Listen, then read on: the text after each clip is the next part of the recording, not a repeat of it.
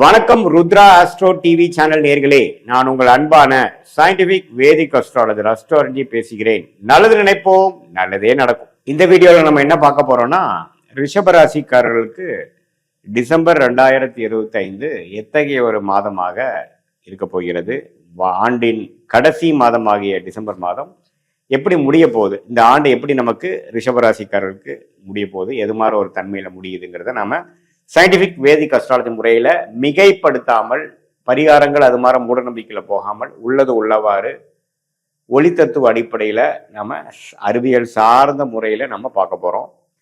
இப்ப பாருங்க, ரிஷபராசிக்காரர்களுக்கு 2ஆம் இடத்துல குரு இருந்தவர் அதிவகரமாக கடகத்துல ஒரு டெம்பரரியா ஒரு 15, 20, 30 நாட்கள் கடகத்தில் இருந்தவர் டிசம்பர் ஒரு முதல் வாரத்துக்கு அப்புறம் மீண்டும் அவர் 2ஆம் இடம் என்று சொல்லப்படுகிற மிதுனத்துக்கு போறார்.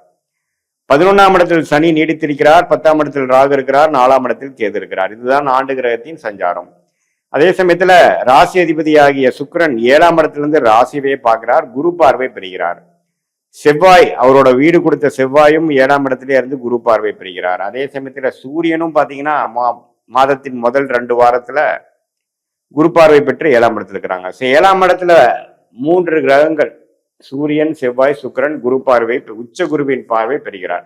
இது ஒரு நல்ல அமைப்பு. ஸோ குடும்பத்துல ஒரு நல்ல விஷயங்கள், சுப விஷயங்கள், அன்னோனியம் அதிகமா வர்றது, ரியல் எஸ்டேட் சம்பந்தப்பட்ட விஷயத்துல அதிகமா லாபம் பெறுவது, பார்ட்னர்ஷிப் மூலமா கொஞ்சம் ஆதாயம் பெறுவது, அது போல நல்ல அமைப்பை கொடுக்கக்கூடிய இந்த 3 கிரகத்தின் சஞ்சாரம் 7ஆம் இடத்திலிருந்து ராசியை பார்த்து உச்ச குருவின் பார்வை பார்ப்பது மிகவும் அருமை. ஸோ இதனால பாத்தீங்கன்னா இந்த டைம் நீங்க நல்லபடியாக யூஸ் பண்ணிக்கணும்.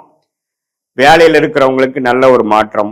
அதே சமயத்துல திருமண தடைகள் இருக்கக்கூடிய இளம் வயதினருக்கு நல்ல திருமணம் அமைக்கக்கூடிய அமைப்பு, தொழில் மாற்றங்கள், தொழில் ஒரு அடுத்த லெவலுக்கு நம்ம அபிவிரிக்கணும், ஒரு பார்ட்னர்ஷிப், ஒரு அசோசியேஷன், ஒரு அக்ரிமெண்ட், அது மாதிரி விஷயங்கள்லாம் பார்க்கும் பொழுது நம்ம கொஞ்சம் அது மாதிரி சேர்ந்து நம்மளோட தொழிலை கொஞ்சம் அபிவிருத்தி பண்ணக்கூடிய அமைப்பு கண்டிப்பாக காட்டுதுங்க. ஸோ இதெல்லாம் ஓரளவுக்கு நல்லா இருக்கு ஃபர்ஸ்ட் 2 வீக்ஸ். அதுக்கப்புறம் பார்த்தீங்கன்னா 8ஆம் இடத்துக்கு மாறுகிறார்கள் செவ்வாய், சுக்கிரன், சூரியன். அதுக்கப்புறம் பார்த்தீங்கன்னா குருவின் பார்வையும் கொஞ்சம் விலகுது. ஸோ அதுக்கப்புறம் பார்த்தீங்கன்னா கொஞ்சம் ஸ்லோவாக தான் போகிற மாதிரி இருக்கு. ஸோ எது செய்யறதா இருந்தாலும் December first week and second வீக்ல கொஞ்சம் கான்சென்ட்ரேட்டடாக நம்ம சில முக்கியமான காரியங்கள்லாம் செய்யும் பொழுது அற்புதமான பலன்கள் நாம எதிர்பார்க்கலாம். மாணவ செல்வங்களுக்கு நல்ல ஒரு அமைப்பு. புதன் நட்பு வீட்டில் இருக்கிறார், குருவின் பார்வை பெறுகிறப்போ நல்லா பிரைட்டா படிக்கிறது, ஃபோக்கஸ்டா இருக்கிறது, காம்படிட்டிவ் எக்ஸாம்ஸ் கிளியர் பண்றதுக்கு வேணுங்கிற விஷயங்கள்லாம் கொஞ்சம் உத்வேகமாக செயல்படக்கூடிய அமைப்பு, கான்சென்ட்ரேட்டடா பண்ணக்கூடிய அமைப்புகள்லாம் கட்டாயம் உண்டு. புரியுதா? இது வரைக்கும் புரியாத விஷயங்கள்லாம் புரியக்கூடிய அமைப்புகள், ஸ்திரத்தன்மையோட எல்லாமே செய்யக்கூடிய அமைப்புகள் கட்டாயம் உண்டு. ஸோ நல்லா கிட்டத்தட்ட ஒரு 4 கிரகம் உச்ச குருவின் பார்வை பெறுவது ரொம்ப முக்கியம், ரொம்ப ஒரு அருமையான ஒரு விஷயம். ஸோ அதனால இளம் வயதியர், காலேஜுக்கு போயிட்டு இருக்கிறவங்க, கல்யாணம் எதிர்பார்த்துட்டு இருக்கிறவங்களுக்குலாம் நல்ல ஒரு வாய்ப்பு, ஒரு நல்ல ஒரு வேலை வாய்ப்பு கிடைக்கிறது, அவங்க கரியர் ஸ்டார்ட் ஆகிறது நல்லாவே அவங்கவுங்களுடைய வாழ்க்கையில அவங்கவுங்களுடைய வயசுக்கு ஏற்ற எதிர்பார்ப்புகள் பூர்த்தி ஆகக்கூடிய அமைப்புகள்லாம் அந்த முதல் 2 வாரம் கிடைக்கக்கூடிய அமைப்புகள் உண்டு. அதே சமயத்துல சீனியர் சிட்டிசன்ஸும் பார்த்தீங்கன்னா ஓரளவுக்கு மாதத்தின் இறுதியில தேர்ட் அண்ட் ஃபோர்த் வீக் என்று சொல்லப்படுகிற அந்த செகண்ட் ஹாஃப் பார்த்தீங்கன்னா கொஞ்சம் உடல் உபாதைகள், பிரச்சனைகள், திடீர்னு ஏதோ நம்ம ஸ்லிப் ஆகுறது, விழுகிறது, அது மாதிரி சில விஷயங்கள்லாம் வரக்கூடிய அமைப்பு இருக்கு. ஏன்னா செவ்வாய் எந்தவித சுபத்துவம் இல்லாமல் 7ஆம் இடத்திலிருந்து 8ஆம் இடம் போகிறது ஜாதகத்திலையும் கொஞ்சம் தப்பான தசாபுக்திகள் போயிட்டு இருக்கிறவங்களுக்கு கொஞ்சம் பாதிக்கக்கூடிய அமைப்பு கொஞ்சம் இருக்கு. ஸோ அதனால நீங்க கொஞ்சம் லாஸ்ட் 2 வீக்ஸ் கொஞ்சம் கேர்ஃபுல்லா இருக்கக்கூடிய அமைப்புகள், கோச்சார் அமைப்புகள் ரிஷப ராசிக்காரர்களுக்கு கொடுக்கத்தான் செய்கிறது.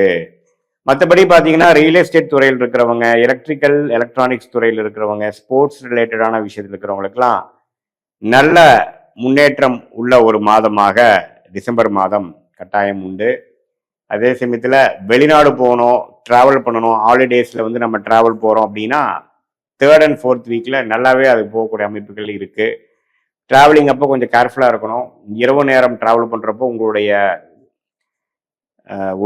உடைமைகள்லாம் கொஞ்சம் கேர்ஃபுல்லாக வச்சுக்கக்கூடிய அமைப்புகள் தேவைப்படுகிறது. மற்றபடி சனியின் சஞ்சாரம் நல்லா இருக்கு, குருவின் சஞ்சாரம் நல்லா இருக்கு, பண வரவுகள் நல்லா இருக்கும், பிரச்சனைகள் இல்லை. எந்த அளவுக்கு செலவாகுதோ அந்த அளவுக்கு பண வரவுகளும் இருக்குங்கிறது நம்ம தெரிஞ்சுக்கணும். தொழில்ல வேலையில இருக்கிறவங்களுக்கு ஒரு புதிய தொடர்பு மூலமாக ஒரு முன்னேற்றம், அந்நிய தொடர்புகளா உருவாக்கக்கூடிய அமைப்புகள் இருக்கு. ராகு திசை நடக்கிறவங்களுக்குலாம் தொழில் மேன்மை, ஒண்ணுக்கு 2 தொழில் பண்ணக்கூடிய அமைப்புகள்லாம் வந்து வரக்கூடிய அமைப்புகள் ரிஷபராசிக்காரர்களுக்கு. அதுல ரோஹிணி நட்சத்திரம் பிறந்தவங்களா இருந்தாலும் சரி, மிருகசீர நட்சத்திரம் முதல் 2 பாதத்துல பிறந்தவங்களா இருந்தாலும் சரி, கிருத்திகை நட்சத்திரம் 3 பாதங்கள் செகண்ட், தேர்ட், ஃபோர்த் பாதத்தை பிறந்தவங்கனாலும் சரி, ஓரளவுக்கு நல்ல பலன்கள் நிறைந்த ஒரு மாதமாக ரிஷபராசிக்காரர்களுக்கு இருக்குங்க. இதுல முதல் 2 வீக்ஸ் வந்து நல்லாவே நீங்க யூஸ் பண்ணி சில விஷயங்கள் வியாபாரத்தில் இருக்கிறவங்களுக்கு நல்ல ஒரு ஒப்பந்தம், நல்ல ஒரு கான்ட்ராக்ட், புதுசான ஒரு விஷயத்துல போய் அதுல போய் கொஞ்சம் starting point of a good thing to come, ஒரு பெரிய விஷயத்துக்கு வேணுங்கிற ஒரு ஸ்டார்டிங் பாயிண்ட் போடுற மாதிரி சில விஷயங்கள் நல்லபடியாக செய்யக்கூடிய அமைப்புகளா இருக்கு.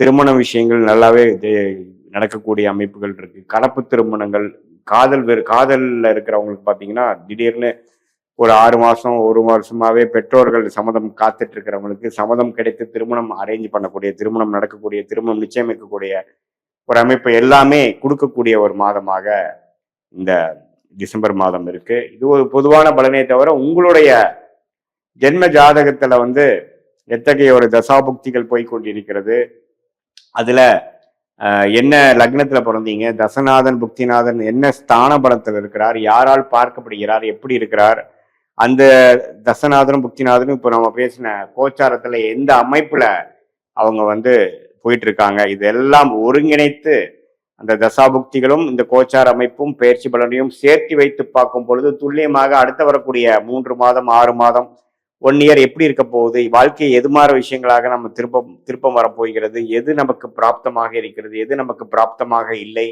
எந்த டைரக்ஷன் நம்ம லைஃப் போகுதுங்கிற மாதிரி சில முடிவுகளை நம்ம எடுத்து தேவையற்ற விஷயங்களை கழித்து நம்ம என்ன நமக்கு காட்டுதோ, நமக்கு என்ன தசைகள் போகுதோ, என்ன புக்திகள் போகுதோ, நம்ம கிரகங்கள் என்ன குறிக்காட்டுகிறதோ அதுக்கு தகுந்த ஒரு செயல்பாடுகளையும் திட்டங்களையும் தீட்டி அதுக்கு தகுந்த முயற்சிகளை அந்த டைரக்ஷன்ல நம்ம செய்யும் பொழுது எந்த மாதிரி துறையில வேலைக்கு போறது நல்லது, எந்த மாதிரி துறை நமக்கு ஃபார்ச்சுனேட்டா இருக்கு, எந்த படிப்பு நமக்கு உகந்ததா இருக்கு, எந்த நேரத்தில் நம்ம வீடு கட்டலாம், எந்த நேரத்தில் சொத்து வாங்கலாம், எந்த நேரத்தில் விற்கலாம், எந்த நேரத்தில் வெளிநாடு போகலாம், எந்த நேரத்தில் வியாபாரத்தை அபிவிருக்கலாம், எக்ஸ்பேண்ட் பண்ணலாம், அது மாதிரி விஷயங்கள் எல்லாம் ஜாதக பிரகாரம் உங்க லக்னத்துக்கு யோகமான தசாபுக்திகள் எப்படி போய்கொண்டு இருக்கிறது, இந்த கோச்சார தாக்கங்கள் எப்படி இருக்குதுங்கிறதெல்லாம் ஒருங்கிணைத்து நாம சயின்டிபிக் வேதிக் அஸ்ட்ராலஜி முறையில நாம வந்து எந்த விதத்திலும் பரிகாரங்கள் அது மாதிரி விஷயத்துக்கெல்லாம் போகாமல் மிகைப்படுத்தாமல் உள்ளது உள்ளமாறு பார்க்கும் பொழுது கண்டிப்பாக